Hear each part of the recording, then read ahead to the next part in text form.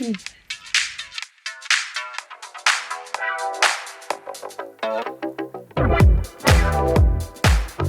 all know it's important to save for goals, for the unexpected, for retirement. Okay, we know that retirement may be a long way off for you, but the sooner that you get started, the better off you'll be. The more future you will thank you. And that's even a possibility for big spenders. Guilty. First tip, make and stick to a budget. I know it's boring, but stay with me here. When you make a budget, you'll have a good idea of the money that goes towards your needs, whether that be rent, groceries, car, phone, payments, you know the drill. And then I want you to add a savings line.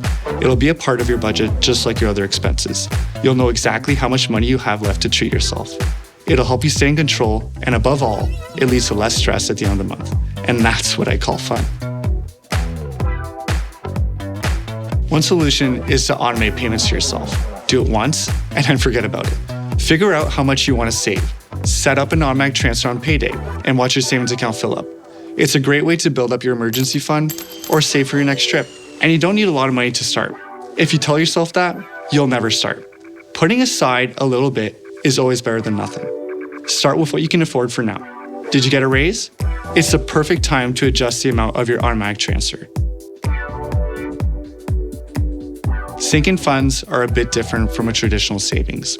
The idea is to set aside a specific amount of money for a specific amount of time.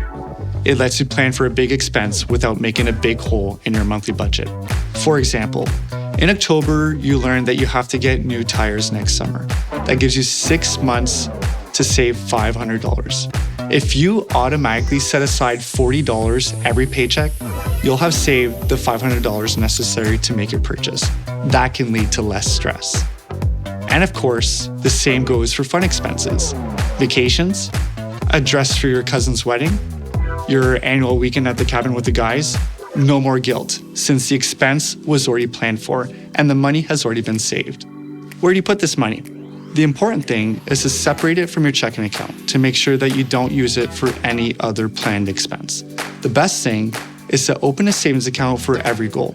It lets you keep an eye on each amount and see at a glance where you're at for each goal. Check out the Savings Goal tool on Exadate. It could really make your life easier.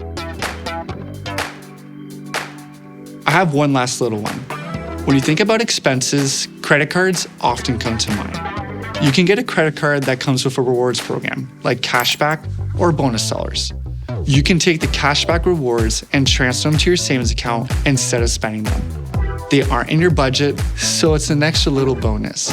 But let's be clear, that doesn't mean you should get overly spendy with your credit card just to get more cashback. Ultimately, saving is a habit like any other. The more you automate it, the less you need to worry about it. Whether you naturally squirrel money away or are a big spender, it's possible for anyone.